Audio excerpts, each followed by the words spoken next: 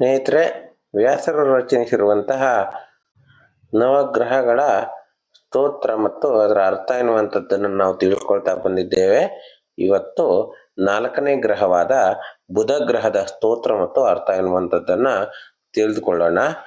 ಪ್ರಿಯಂಗು ಕಲಿಕಾಶ್ಯಾಮಂ ರೂಪೇಣಾಂ ಪ್ರತಿಮಂ ಬುಧಂ ಸೌಮ್ಯಂ ಸೌಮ್ಯ ಗುಣೋಪೇತುಂ ತಂ ಬುಧಂ ಪ್ರಣಾಮಾಮ್ಯಹಂ ಅಂತ.